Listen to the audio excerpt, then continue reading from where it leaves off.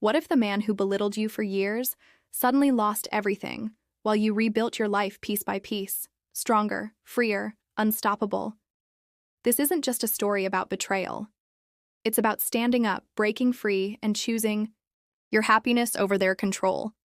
Are you ready to witness a comeback they never saw coming? The bitter edge of the coffee still lingered in my mind long after I poured it out. Metallic. Wrong. But the more potent aftertaste was Craig's smirk, that condescending curve of his lips as he handed me the travel mug. He thought he had me cornered. But not today. I'd landed the job at Granite Peak Outfitters, my dream company. The same place Craig had mocked for years. Brochures, hashtags, not real work. His words had been more venomous than any chemical he could sneak into my coffee. As I sat in the Granite Peak lobby, portfolio on my lap, the weight of the past year settled on me like an unwelcome guest. The missed alarms, mysteriously moved, files, and internet outages before crucial calls. For so long, I thought I was battling bad luck, maybe even self-sabotage. But no. It had Craig's fingerprints all over it. When the marketing director extended his hand after my interview, I felt an unfamiliar rush, not just pride, but triumph. This wasn't just about getting a job. This was reclaiming my life. I drove home, with the job offer letter on the passenger seat, savoring every mile. But when I opened the front door, the house didn't feel like a victory. It felt like a battlefield. Craig was crumpled on the living room couch, pale and sweating, clutching a bucket like it was his last lifeline. And there, beside him, was my mug. The irony wasn't lost on me. "You're back," he croaked, his voice hoarse. "Got the job," I said, keeping my tone flat. "Start Monday." For a flicker of a second, his surprise slipped through. Then his face hardened. He doubled over the bucket again. Mom rushed in, fussing over him. "He's been sick all day," she said. "Food poisoning, maybe." "Since when?" I asked, pretending not to know the answer. "Right after you left." "Right. After. I left." The sabotage backfired spectacularly. Craig had poisoned himself. Poetic justice, served black with no sugar. That night, as the house settled into an uneasy quiet, I pulled out the unmarked pill bottle I'd taken from Craig's truck weeks earlier. Sleep aids, crushed, mixed into coffee, designed to make me sluggish, unfocused, maybe even seem drunk. He wanted me to fail, to stay. Not anymore. The next morning, Craig was at the table, nursing a black coffee of his own making. His movements were stiff, deliberate, avoiding my gaze. "You look better," I said, pouring cereal. "Fine," he muttered. "I'm checking out apartments today. Need my place before the job starts." His head snapped up. "Already? You just got the offer yesterday." "No sense. Wasting time. I've saved enough. Should be out by next weekend." His jaw clenched. "Your mother will miss you." "I'll only be across town, Sunday dinners and all." But Craig wasn't talking about Mom. He was talking about control. That afternoon, I found a modest studio apartment 10 minutes from Granite Peak. Nothing fancy, but it was mine. I signed the lease, feeling the invisible shackles around my ankles loosen. When I got home, Craig was in the garage tinkering with his truck. I left a folded note in his toolbox. No dramatics, just 6 words. "Whatever you were hoping to ruin didn't work." 3 days later, as I packed my things, Mom appeared at my doorframe. Her face was pale, eyes red-rimmed. "Can we talk?" she asked, sitting on my bed. I nodded. "Craig told me you've been hostile toward him, that you left a threatening note in his toolbox." I didn't flinch. "Did he tell you what was in the coffee the morning of my interview?" Her brow furrowed. "He said it was food poisoning from the diner." "He didn't go to any diner, Mom. He was here, making coffee, for me." I saw her hands twist in her lap, the battle playing out behind her eyes. The man she'd married versus the son she raised. Loyalty versus truth. "Andrew," she whispered. "Are you saying, Craig—" "I'm saying," I cut in gently, "that for the past year, things have been going wrong. Alarms, files, Interviews? Not by accident. He doesn't want me to succeed, Mom. He wants me stuck here, dependent, out of his way. Tears welled in her eyes. No, he wouldn't. He did. And he poisoned himself trying to sabotage me.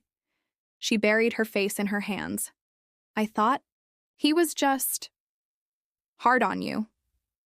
Tough love. Like his father was on him. I sighed. There's a difference between tough love and calculated sabotage. Silence stretched between us. I'm not asking you to choose, Mom, but I am choosing for myself. I need to get out of this house. She nodded slowly. I just want you to be happy. I will be, but I need space to grow. You know that. She reached out, squeezed my hand. I'm proud of you, Andrew. And for the first time in a long while, I believed her. The silence between us was suffocating. Mom sat rigid on the edge of my bed, her fingers nervously tangling the hem of her scrub top. Her disbelief was a tangible thing, hovering in the air like a storm about to break. I know it's hard to believe, I said gently. I didn't want to believe it either, but Mom, Craig has been sabotaging me for months. The coffee was just the latest move. Her lips pressed into a thin line. That's a serious accusation, Andrew. I know, and I wouldn't be saying it if I didn't have reason to. I reached into my desk drawer, pulled out the unmarked bottle, and placed it in her hands. Recognize this? Her brows knitted together as she studied the bottle. That looks like the sleep aids your grandmother used to take. Exactly. Only these aren't prescribed to Craig. I found them in his truck weeks ago. I didn't think much of it until things started happening. My alarms are not going off. My files are disappearing. The Wi-Fi glitches during interviews. And then this coffee stunt. Her hands trembled slightly. She set the bottle down as if it burned her. But why? Why would he do this? To you? The question stung. How could I explain the jealousy, the possessiveness, the smallness of Craig's world? Because I'm a reminder of a life he'll never have. Because, Mom, you and I had a bond before he came along, and he's always seen me as competition. My success means I'm not under his thumb. It means you'll be proud of me, not him. A tear slipped down her cheek. I never wanted this. I wanted you both to get along. I know. But Craig doesn't want that. He wants control. The weight of my words settled on her shoulders. For a moment, she looked small, fragile. Then she straightened. I need to talk to him. Mom, no.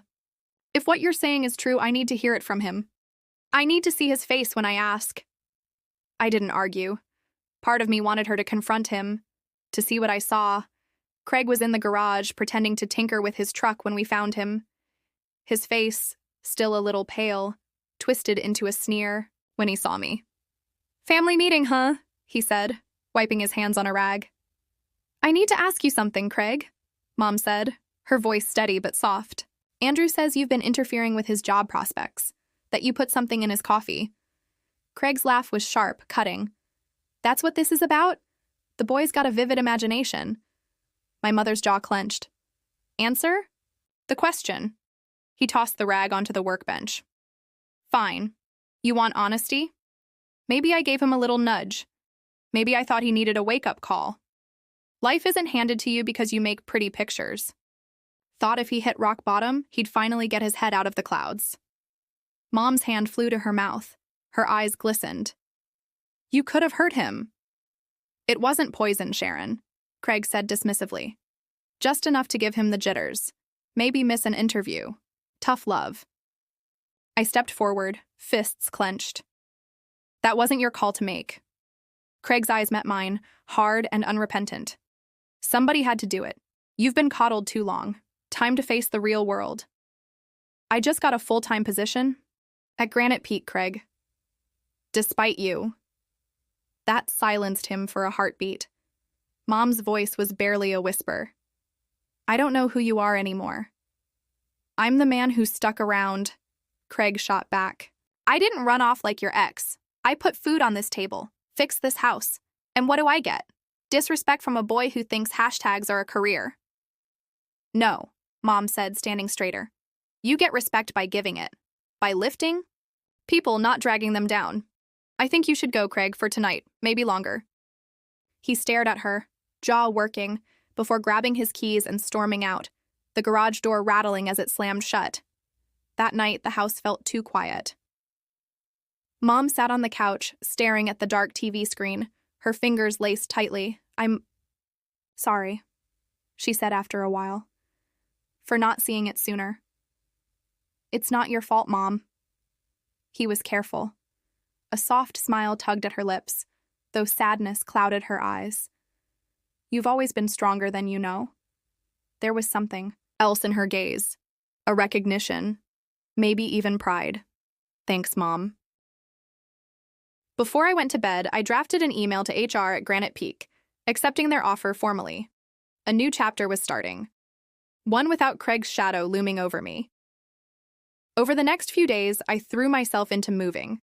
The studio apartment wasn't much, a small space with peeling wallpaper and a view of a brick wall, but it was mine. My own. On my first day at Granite Peak, as I was setting up my desk, a soft voice interrupted me. New guy? I looked up to see a woman around my age holding 2 coffees. Auburn hair, sharp green eyes, and a smirk that was more amused than unfriendly. Andrew Bishop, I said, standing to shake her hand. Elena Morris, marketing team, welcome to the chaos. She handed me a coffee. You looked like you needed it. I accepted it gratefully. You have no idea. Elena and I clicked instantly. She was sharp, creative, and had a wicked sense of humor. Over. Lunch, we shared stories of awkward job interviews and terrible bosses. But there was something unspoken between us, a shared understanding of navigating toxic environments. As the weeks passed, work became not just a job but a refuge, and Elena became more than a coworker. One evening, after a late brainstorming session, we found ourselves in the office parking lot under the dim glow of the streetlights. You've been quiet today, she said, leaning against her car. Just personal stuff. I hesitated, then added, my mom's divorcing her husband. She studied me, then simply said, good. He sounds like a prick. A laugh escaped me. He is. Elena smiled. Well, here's to clean slates. She raised her coffee cup in a mock toast. To clean slates, I echoed, bumping my cup against hers. That night, as I drove home, I realized how different things had become, and how much further they could go. But life had one more twist. A week after Craig moved out, I got a call from my mom. Her voice was tense. Andrew, Craig's at the house. He says he left some important documents, but I don't think that's why he's here.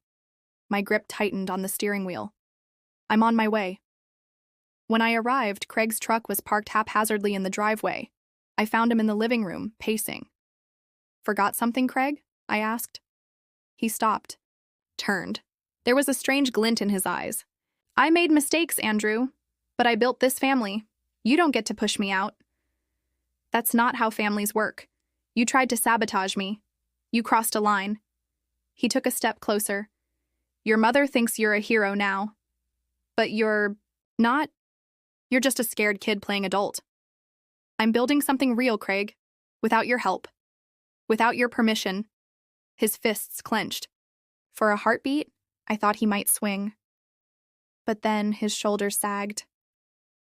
This isn't over, he muttered, pushing past me toward the door. Yeah, Craig, I said quietly. It is. As spring bled into summer, the wounds Craig left began to heal. My job at Granite Peak thrived. Campaigns I pitched gained traction. Slowly, I carved a place for myself. And then, there was Elena. Late one evening, after a successful product launch, we found ourselves on the rooftop of our office building, looking out over Missoula's skyline. You ever think about how far you've come? She asked. All the time, I admitted. Still feels surreal. You deserve it. Don't let anyone make you doubt that. Her hand found mine. It was a simple gesture, but it carried weight. The kind of connection that words couldn't capture. I think I've been waiting for this, I said softly. So have I, Elena replied, leaning in. Our kiss wasn't cinematic. No swelling orchestra. Just two people who'd weathered storms finding a moment of peace. In that moment, the past didn't matter. Only the future. A few weeks later, I received a letter from Craig's lawyer. He was contesting the divorce, claiming emotional distress. But the letter also contained a clause. He wanted to avoid any criminal investigation into his actions. I knew then that he was scared that his petty sabotage might surface publicly. I showed it to my mom. She read it, then tore it in half. He doesn't get to control us anymore, she said, her voice steady. On my 6-month work anniversary, Elena and I celebrated with dinner at a small bistro downtown. As we walked back to my apartment, she slipped her hand into mine. You did it, Andrew. You broke free. I had help. I smiled, but deep down I knew the truth. The battle against Craig wasn't just about him. It was about me, about shedding the doubts he'd planted, about choosing to believe in myself. As we reached my door, I paused, looking back at the city lights. I'm not afraid anymore, I said. Good, Elena whispered, pulling me inside. The letter from Craig's lawyer was supposed to scare us. Instead, it sparked something else. Resolve. For years, Craig's shadow loomed over every corner of my life. His snide comments, his manipulations, the constant undercurrent of, "You're not good enough." But now, with every email I sent from my Granite Peak account, with every campaign that succeeded, his grip weakened. Mom was changing too. She started taking long walks, joined a local book club, and I noticed her laughter returning. Hesitant. At first, but growing stronger. Still, the divorce proceedings dragged on. Craig, true to form, used every trick in the book to delay, to intimidate. But the more he fought, the more his facade cracked. One evening, Mom called. Her voice was different. Not scared, not defeated. Andrew, Channel 9 just aired an exposé on Craig's construction business. Fraudulent permits, unsafe structures, an anonymous tip started the investigation. I didn't have to ask who the anonymous source was. Sometimes karma just needs a little nudge. The next day at Granite Peak, my team was buzzing. Our latest campaign, a rebranding project for a sustainable housing initiative, was a massive hit. As I grabbed coffee, Elena cornered me.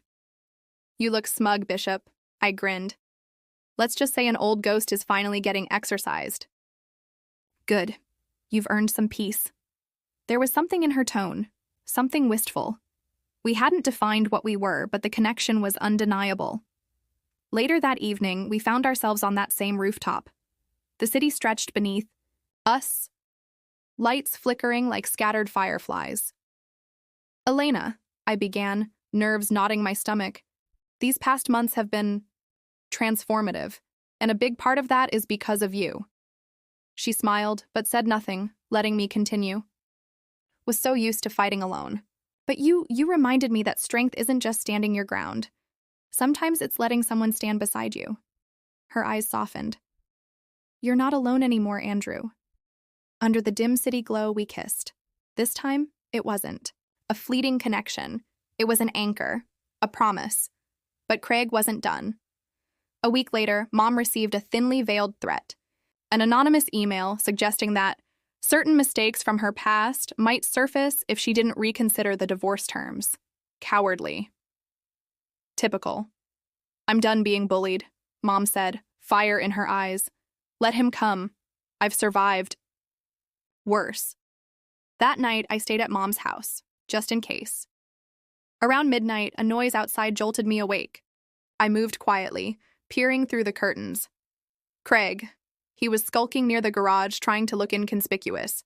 His arrogance was astounding. I stepped outside, phone recording in hand. Looking for something, Craig? He froze. Just getting my tools. Pretty sure you cleared those out weeks ago.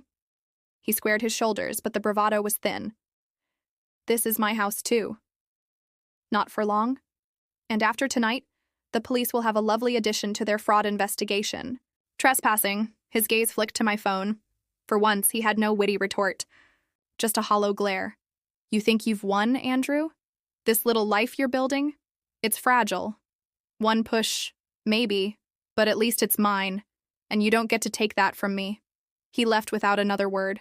The final court hearing was swift. With the fraud charges mounting and the trespassing incident recorded, Craig's leverage evaporated. The judge granted Mom the divorce, full ownership of the house, and issued a restraining order against Craig. He didn't even show up.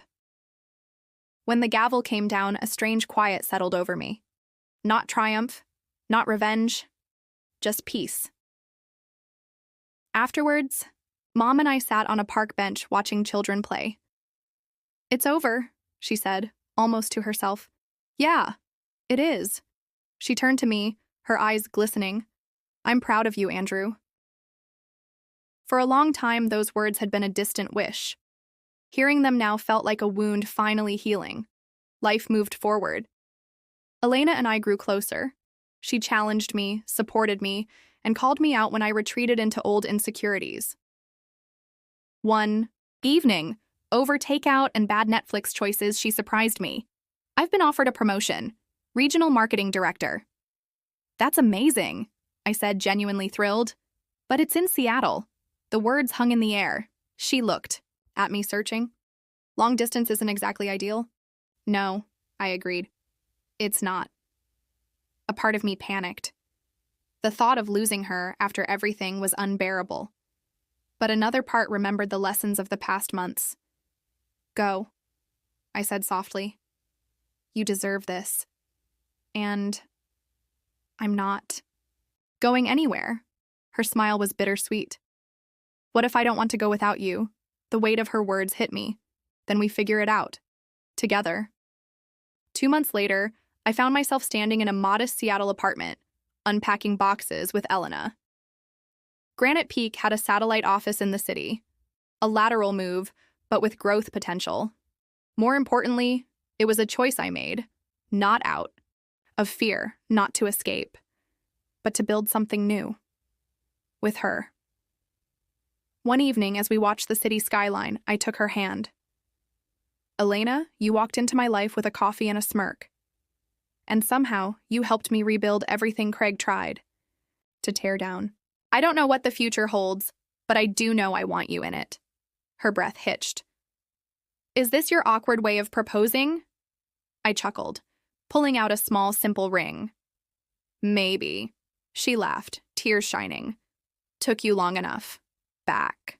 In Missoula, Mom flourished. She started her own home decor business, something she'd always dreamed of. We talked often, visited when we could. As for Craig, last I heard, he'd taken a plea deal. Community service, hefty fines, and a reputation in ruins. Fitting. But that chapter was closed. On the day of our wedding, under a canopy of soft fairy lights, I stood across from Elena, my heart full. Not long ago, I was drowning in self-doubt, in someone else's toxicity. But here, with friends, family, and the woman who helped me rediscover my worth, I finally understood what it meant to live free. Craig's voice was gone, replaced by my own. "I do," I said, voice steady. Elena's smile was radiant. "I do." As we kissed, the world faded. No shadows, no chains, just light. Seattle felt like home now. Elena thrived in her new role. I'd climbed to senior content strategist, leading my team. Life wasn't perfect. Deadlines loomed, stress ebbed and flowed. But it was ours. One evening, my phone buzzed as we walked hand in hand through Pike Place Market. It was Mom. A photo. She stood proudly in front of her newly opened boutique, which had a sign reading, "Sharon's Nest, from broken to beautiful." I showed it to Elena. She smiled, squeezing my hand. "You bishops are made of tougher stuff than most." Guess so. As we watched the sunset over the Sound, I realized something simple, yet profound. Freedom isn't given, it's claimed, and this life, messy, hard-earned, imperfect, and was exactly where I was meant to be.